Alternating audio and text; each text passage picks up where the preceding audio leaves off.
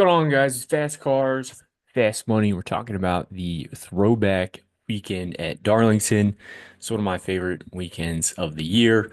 I know a lot of drivers, or not all the drivers, but I know some drivers are saying the throwback weekend has run its course. And yeah, I agree. I wish more teams would throw it back, and I wish they were all, NASCAR throwbacks, but I personally enjoy it as someone who collects NASCAR diecasts. It's usually one of the most expensive weekends of the year for me, just from the nostalgia factor. So excited nonetheless to watch this race. But if you're new here or if you've been watching these videos, how can you help us? You can like, comment, share, retweet this. It allows us to reach more people. Subscribing to the channel is always appreciated. We're just shy of 1,000. If you want access to the spreadsheet, it's over on X. We also post content for the Truck Series and the Xfinity Series over on X as well. And then, hey, if you had a good weekend, you just want to say thanks, throw us a couple dollars. PayPal and Venmo are there in the support tab. And really appreciate all the tips that we've gotten this year. So thank you guys. So, like I said, race preview and initial thoughts. It is throwback weekend. So because of that, really enjoy this race. I just love seeing those old paint schemes kind of come back to life. But in terms of like what to expect DFS wise, it is a high tire wear track. Tires are going to be extremely important here.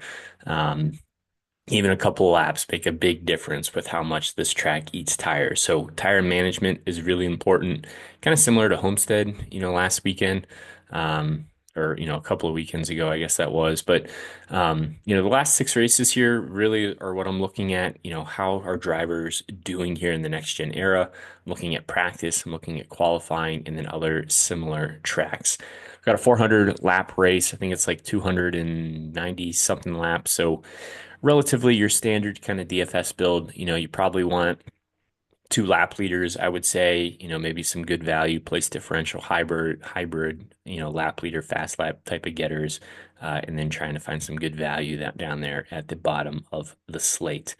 Um, so in terms of the driver by driver breakdown, the way that the grid is set, there's some what I'll call chalky plays that I think are going to carry a lot of ownership, especially for cash games.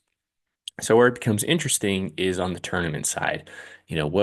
Which of these popular drivers in terms of ownership that are going to be some of these chalky guys? Like which one of them, if any of them, are going to hit? Which ones are going to bust? And where can you pivot to get a little bit different? Where can you find some leverage today? So excited to build some lines. I haven't built any lines yet. But figured, hey, before I start building lines, let me get this out there to everybody because I know you guys are all itching to build lines as well. So when you look at the top range here, you got Larson, Reddick, and Hamlin. Now Larson's going to be the obvious, play here that's going to stand out. Like Homestead, where he won, Darlington is definitely a driver's track. He's, running the wall will give you speed. And not only does he give us place differential upside, he also has a win here in the next gen era. Was pretty good on the long run and practice. We know he's going to have speed. It just depends on can he stay out of trouble. Some of his previous next gen Darlington races, he's gotten caught up in accidents, wrecks, have kind of ruined his day. But every single time he has had speed. So really like the place differential upside there. If you are playing Larson, since he does start middle of the pack, I would probably try to pair him with a driver who you think has lap leading upside in stage one. Maybe that's Tyler Reddick. Maybe that's Denny Hamlin. Reddick and Hamlin are going to project well too. But if I had to pick one driver in this range, it's hard not to click on Larson up there. So Reddick's a little bit more of a pivot GPP play to kind of get a little bit different. He also tends to run well here, despite kind of struggling to his standards a little bit at Homestead the other week. But he has finished top 10 in 4 of 6 races here. Hamlin also is another driver that doesn't have a win here either in the next gen era. We kind of said that about Martinsville. But like Reddick, he does have some pretty strong numbers here. He has 256 laps led over those 6 races, a 12th place average finish, which may not seem that good, but it's actually the best in the field behind Byron, who has a 10th place average finish. So he's kind of a pivot lap leader. He starts third, good track position. He's someone who could lead early in this race before maybe Larson comes through. And Denny Hamlin's a really good, contender for the race win today as well. But the jockey lap leader, the guy that I think is going to be the most popular in terms of pairing with Larson, is going to be William Byron. He has the most points of any drivers over the six races here coming into this weekend. He has a win. He almost had two wins if you remember when Logano kind of hit him on maybe like two laps to go or the last lap, a few years ago. He's finished top 10 in four of six races, starts on the pole. We know how tough it is to track. He's able to hit the gas first, coming to the green flag. So Larson and Byron are really going to be what I imagine your kind of popular your builds today in terms of cash games and tournaments too. But if you're trying to get a little bit different, kind of mixing and matching those guys up there, I think is a good way to go. Now, Ryan Blaney, if you just go off track history, Blaney really has kind of struggled here. He does have two top tens, which is a bright spot, but otherwise his average finish at Darlington in the next gen era is 20th. Um, that's concerning for me. The one thing that is encouraging for me is how fast he was at Homestead. His practice times were decent. He's a little bit more of a GPP play, I would say, but the track history there is tough to get excited and get behind Blaney. Christopher Bell has been pretty consistent. His average finish here over the six races is 10.7, which is tied for second best. He gives you some place differential upside, and he's much cheaper than Larson, so he's likely going to be less owned too. Might not have the same lap leading dominator upside that Larson does, but it's not out of the question to see Christopher Bell go up there, lead some laps, and be a race winning contender today. Um, Joey Logano's another guy. He's not going to jump off in practice like Christopher Bell, but he's been very consistent. Is the same average finish of Christopher Bell, which is tied for second best here of 10.7. He also has a win here, and he's finished top 10 in three of six races. So, if you're looking for some pivots off Larson that still give you some place differential upside that are still going to project well, I think Christopher Bell and Joey Logano are a good way to get a little bit different, or even drivers you can pair with Larson up there. I really like their place differential, upside and kind of their hybrid, lap leading abilities. Briscoe's a little bit more of a tournament play for me. He is our most recent winner here. Um, he's a potential lap leader, especially early with his track position.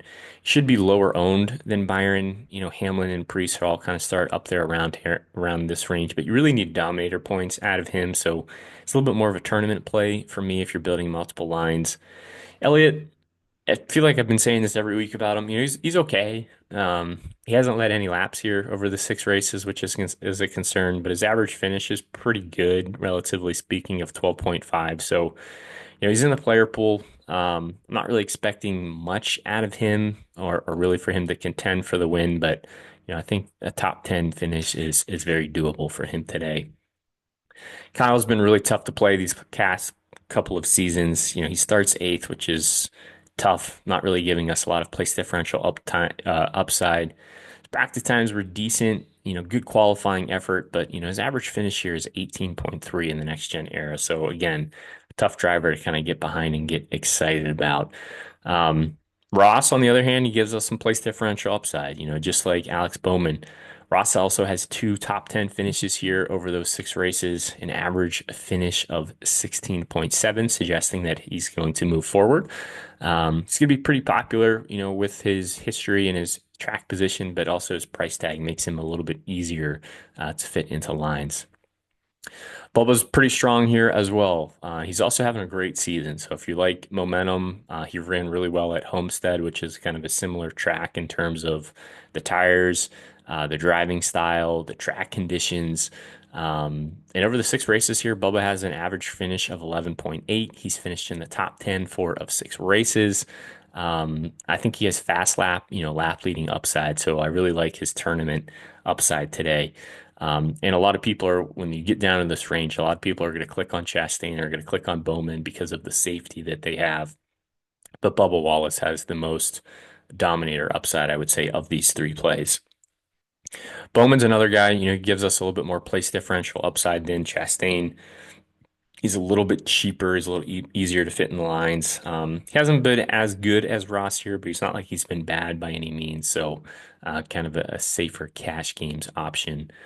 Buscher's average finish rate is right kind of around where he starts. So because of that, the upside really isn't there too much. I think he can kind of maintain his running position. He has finished top 10 3 of 6 times here. So he's in the player pool, for sure, but I think he's just going to have an okay type of day. I don't know if that'll really put you over the edge in DFS. Um, Kozlowski's interesting. He does have a win here, 4 top 10s here as well. He's really good at managing his tires. The concern is just like, we talk about how good Bubba Wallace has been this year.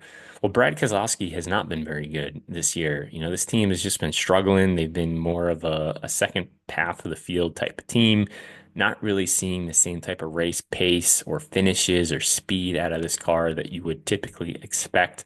If there's a place for him to turn it around, I would say Darlington is definitely that track. But I am treading lightly in terms of Brad Keselowski. I'm still going to have some ownership, but I'm not going crazy by any means. I'd much rather play Josh Berry. Berry looked like one of the best cars in practice, and at least in Group A. It's kind of hard to compare the two groups together. But of Group A, he was one of the better cars, a pretty good price tag, gives you some place differential upside, and he's been really good to start off the year. So, he's kind of a nice pivot play off of Chastain and Bowman, or even a guy you could pair with those guys. I don't think his ownership's going to be as high as Chastain's and Bowman's as well. So that's kind of a nice little leverage play too. Um, Cindric, kind of a tough start spot there. Not really sure he can really pick you up a lot of fast laps or laps led. He's more of an aggressive GPP play that's probably not going to see that much ownership, but starting six really just isn't going to project too well. Eric Jones, he does have a win here in the next gen era, which that was kind of crazy to see, but he typically runs well here. He has an average finish of 17.3, so starting this far back gives him a lot of place differential upside. $7,500 is a little expensive for Eric Jones, but it's still pretty easy to get into your lines. Now, Gibbs finally had race pace last week. That was encouraging to see. This track does race somewhat like Homestead, so we're expecting him to have a decent run again today. The issue is he starts 11th, so again, not really that much upside in terms of place differential, and I don't really think he'll be a fast lap leader type of play today. Ryan Preece, maybe he can get out there, be the early lap leader, over William Byron and who are some other guys up there, Denny Hamlin, Chase Briscoe. Like Ryan Preece has some tough sledding ahead of him to get the early lead, but he starts second. He starts on the front row, so it's not out of the question, out of the possibility, out of the realm that Ryan Preece can't go out there and lead some laps. So otherwise, he's probably going to fall back. He's been really good to start this year, but starting second is just really a tough spot for him. Gregson really won't pop off in speed. He doesn't really have the place differential upside, in my opinion, like Chastain, Bowman, Berry, Jones.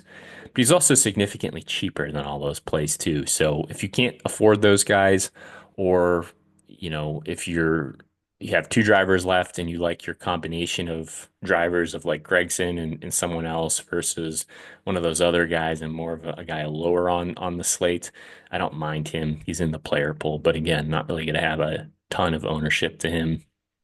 Hocevar is kind of like Ty Gibbs. He just has a tough starting spot with really not that much upside in terms of DFS. AJ Allmendinger is kind of similar to Noah Gregson. He did run pretty good at Homestead, which is encouraging because we know this track will run similar to Homestead. But again, a little bit more of a tournament, value play. I'd much rather play Daniel Suarez, Ricky Stenhouse Jr. These guys just give you a little bit more place differential upside. They're a little bit safer, in my opinion. And their speed's been decent too. I mean, Suarez has an average finish here of 23 with 23rd, which isn't great. But it's not terrible by any means starting this deep. Stenhouse's is a little bit better. His average finish is 19.5, and he's even cheaper. So I really kind of like Suarez and Stenhouse today. McDowell starts a little bit too far forward for me. Austin Dillon, same as AJ Allmendinger, showing decent speed, should run kind of right around where he starts. I think he has top 20 upside, but doesn't really give us that place differential upside that Suarez and Stenhouse do. Justin Haley has been hit or miss here. He has 3 top 10 finishes here, which is crazy, but his other finishes are pretty abysmal. So he's going to be, probably hit or miss today again as well. So he's in the player pool, but again, I'm not going crazy by any means. And then really from there, like Todd Gillen, not really getting to, I think he starts too far forward. Same with Zane Smith. Austin Hill, he starts deep. He should finish deep unless this race turns into like an absolute wreck fest. If you need like a punt play, I don't mind him, I guess, but I'm not really expecting too much out of him. Cole Custer, Riley Herbst, like these are guys that do start deep in the field. They can have, top 25 finishes for sure, but um, unless strategy kind of goes their way or becomes a wreck fest, I'm not really expecting too much out of them. John Hunter Nemechek starts a little far forward, which is crazy to say starting in 27th, and he might get some ownership based off of what data people are looking at. His practice times actually look decent, but part of the reason is because he spun so early when his tires were good. He never really got to get a long run in there when the tire fall off was significant. So because of that, the data is a little bit skewed, and I think his actual speed is a little bit more um, indicative of where his qualifying time was. SVG has just been really hard to play this year. He's just really struggling. So unless it's a road course, I really don't want to get to him. But if you do need a punt play, Ty Dillon has actually been coming through and scoring decently well for where he's priced. Decent speed, pretty good race results out of this team.